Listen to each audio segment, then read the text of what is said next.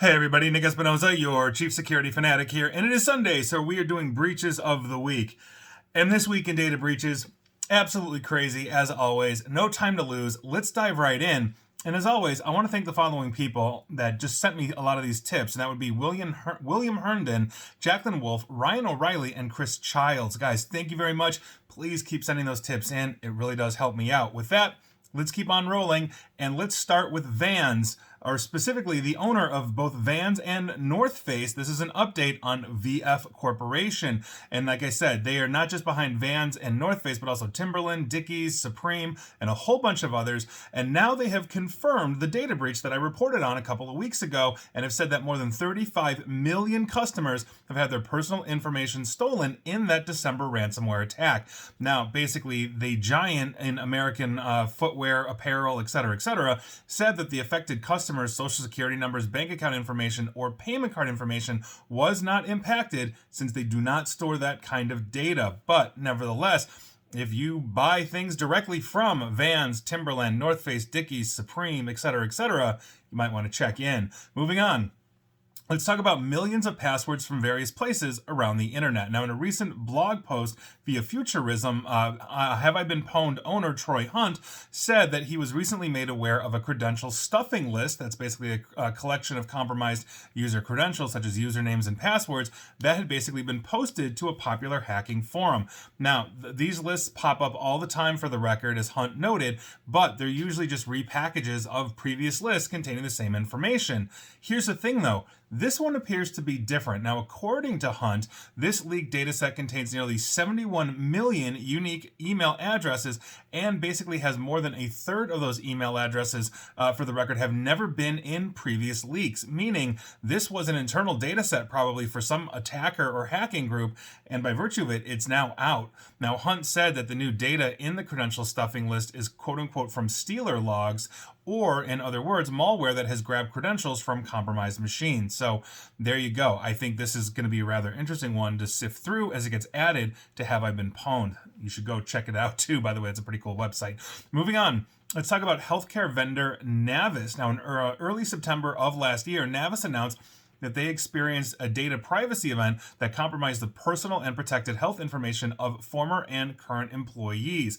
Now, as a result of that, and I have no more information on the Navis breach at the moment, we are starting to see disclosures as it is a third-party hit. So the first one to disclose was Hawaii Medical Service Administration, or HMSA. So heads up to you if you work for them or used to. That's all I've got right now, but I'm sure we'll see more of Navis in the future. Moving on.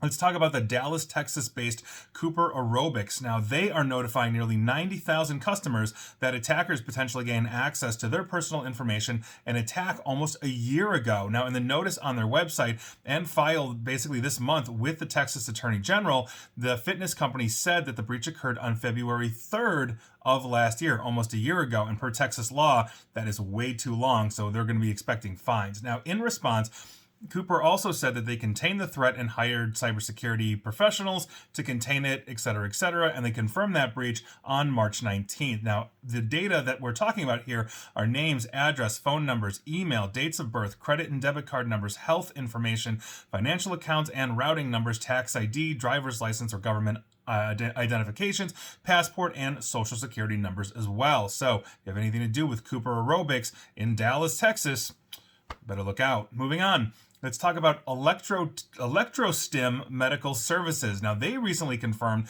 that they suffered a cyber attack in May of 2023. And why are these companies taking so long?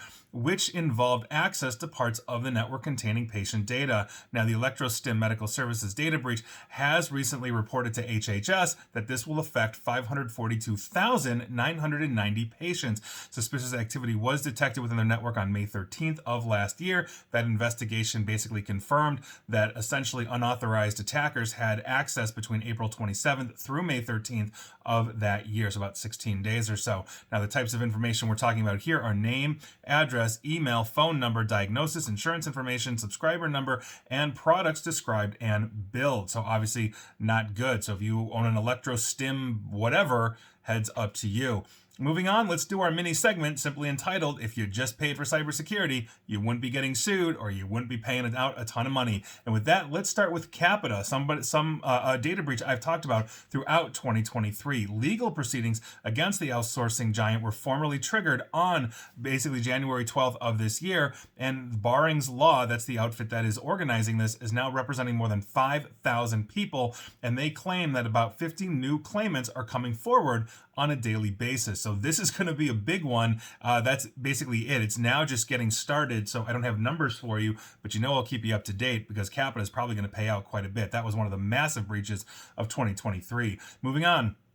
Let's talk about ReproSource Fertility Diagnostics. Now, their Massachusetts-based outfit reached a $1.25 million settlement to resolve claims of negligence tied to a 2021 data breach. ReproSource, which was acquired by Quest Diagnostics, one of the big ones, in 2018, suffered a ransomware attack in August of 2021 that impacted 350,000 individuals. So if you use ReproSource Fertility Diagnostics for all your fertility needs, you may be entitled to compensation. Moving on, let's talk about the Black Hawk Network, not the NHL team. This is a major prepaid card service. MyPrepaidCenter.com. That's a platform for managing prepaid cards. Was targeted by attackers compromising data such as prepaid debit and gift card details, card numbers, expiration dates, the third three-digit CVV code on the back, full names, email addresses, and telephone numbers. A settlement has finally been reached. Now, settlements are offering prorated cash payment benefits to all eligible claimants who file before or on April 11th of this year. Now, if you can provide proof of losses related to this specific incident, you can claim up to $5,000 for out-of-pocket expenses. On top of it, if you're a California resident, you may also be entitled to $200 under the CCPA class system as well. And to be eligible for this, again, please complete your class action claim forms before April 11, 2024. And if you receive a notice of that or a notice ID with a confirmation code, also make sure to use that as well. So heads up to you, if you use Black Hawk Network or have any of their prepaid cards or gift cards, might have got them at Christmas, go get paid. Moving on.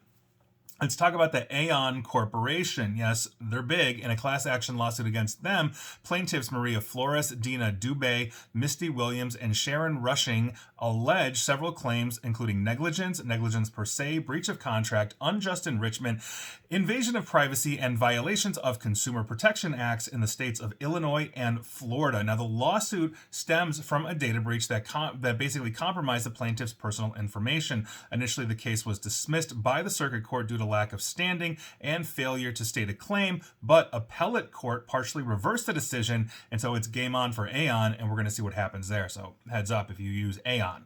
Moving on, let's talk about Gas South. They've agreed to a proposed settlement to resolve a class action that alleged the company failed to protect customers' personally identifiable information during a breach by attackers. Now, the class is made up of anyone whose PII was compromised as a result of the data breach and or who was notified or should have been notified by or on behalf of Gas South that their data was compromised as a result of this breach. Gas South is a natural gas provider based in Atlanta, Georgia, serving 425,000 customers in Georgia and 13 other states. So heads up to you. If you're across the South, you might be using them and you might be entitled to compensation. Moving on. South Orthopedic Associates, or SOA. They're also known as the Orthopedic Institute of Western Kentucky. They've agreed to a proposed settlement to resolve a class action lawsuit claiming that it failed to properly safeguard the patient's personally identifiable information that was stolen. While not admitting fault, SOA has agreed to create a settlement fund of $660,000 to provide benefits to people who were notified that their information was stolen. Class members must have received that notice basically sent by mail on December 20 of 2021 to be eligible for this settlement, and this affected about 107,000 people, and this essentially occurred in or around June or July of 2021, and basically stolen data included both names and social security numbers. So heads up to you if you use Southern Orthopedic Associates or the Orthopedic Institute of Western Kentucky.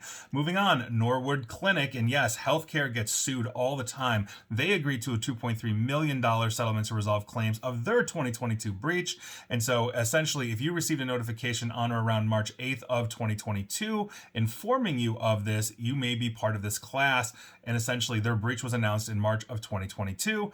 And that's about all I've got right now. On top of it, we also have North County Orthopedic Group, and this one is actually rather interesting. You may have been following along with this, especially if you are a cybersecurity nerd such as myself. Now, in November, Watertown, New York-based North County Orthopedic Group filed a lawsuit against John Doe and Jane Doe, essentially unidentified attackers who stole confidential data and information in an August data breach alongside with Claxton Hepburn Medical Center and Carthage Area Hospital, also in New York.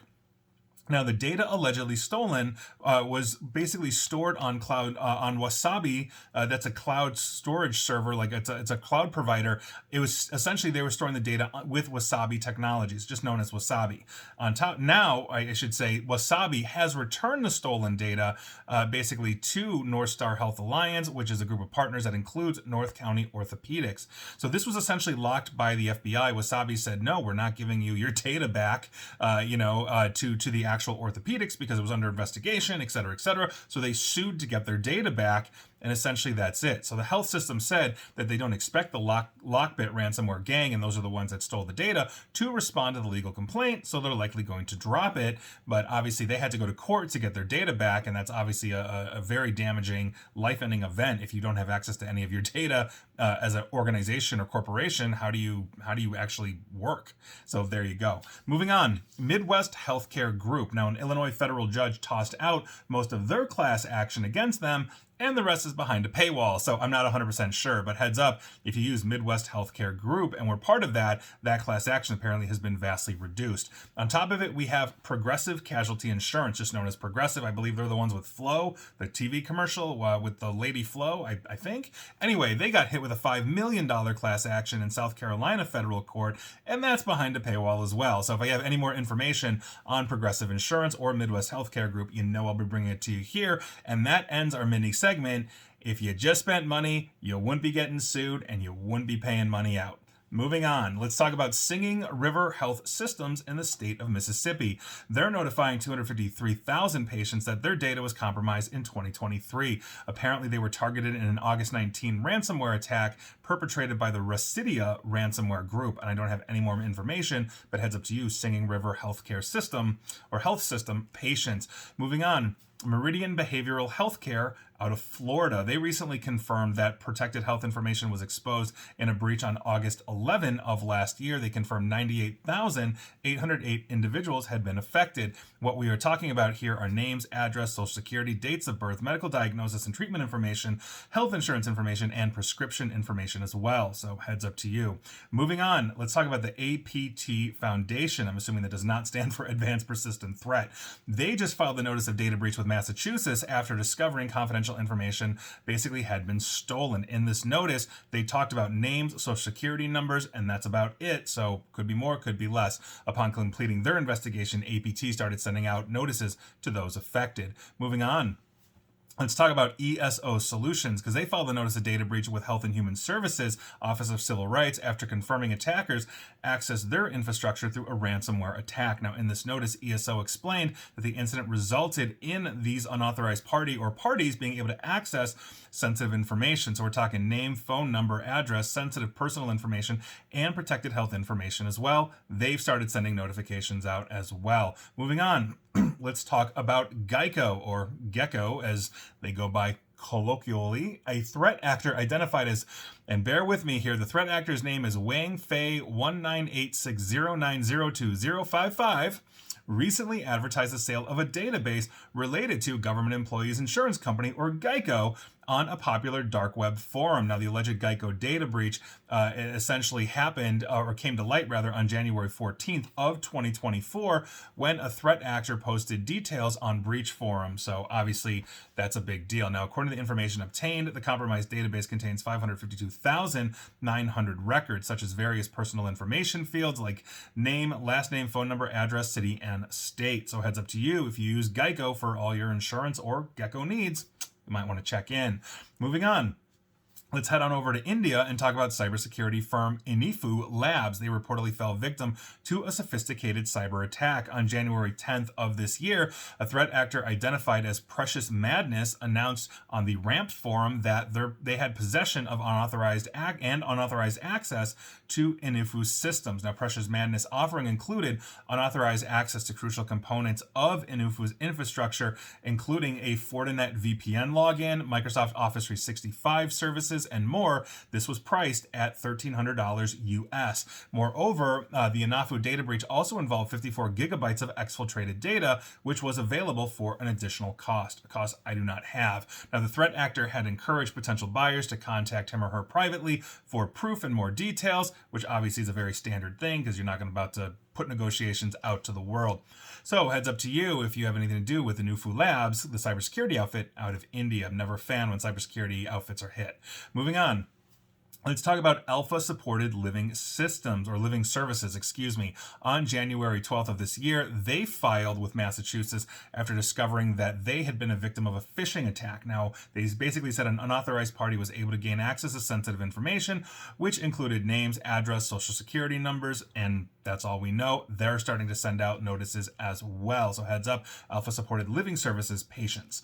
Moving on, let's talk about Cameco Mutual Insurance Company, simply known as Cameco. On January 12th, they also filed with Massachusetts after discovering an unauthorized party had gained access into their infrastructure. Now, in their notice, Cameco explained that consumer-sensitive information, including names, social security numbers, health insurance carriers, health insurance member ID numbers, and group numbers may have been accessed or exfiltrated.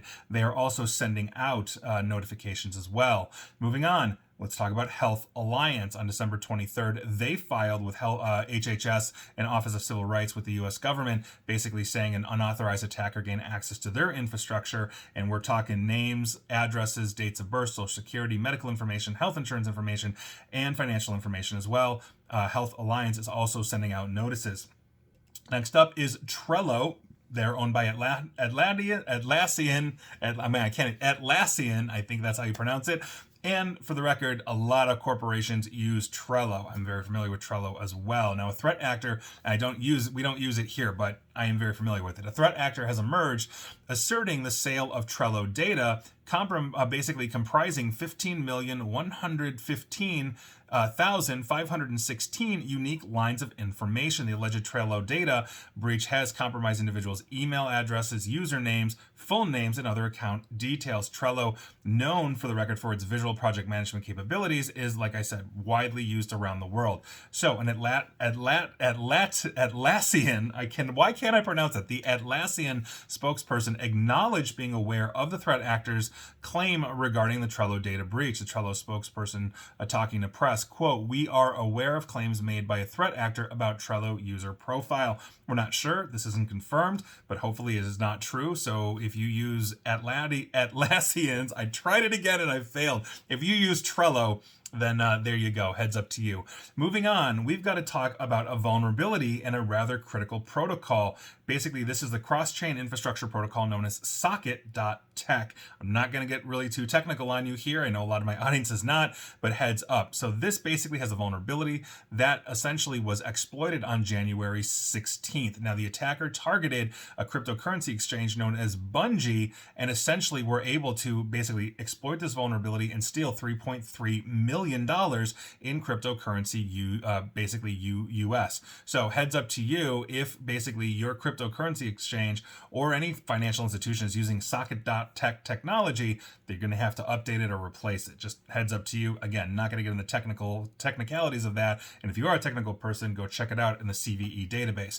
Moving on, let's talk about HDFC, formerly known as Ulsan Hyundai FC, a prominent South Korean professional football club or soccer club based in Ulsan, South Korea. Now, they're currently under scrutiny as reports suggest that basically their database has been for sale in the dark web. Now, I'm guessing that is a database that would be of all the people that are buying tickets to go see them. It really doesn't specify. I'm also translating this from Korean. Now, the threat actor identified as Donald Bucks posted a message on January 14th of this year claiming that basically they had the Ulsan HDFC data and a full database dump of the football club was available for purchase of $6,000 US. So Hopefully not, but if you're a big fan of the Ulsan Hyundai FC, HDFC, heads up to you. You may be in the dark web. We're not sure. And finally, and we've got two finalies for you.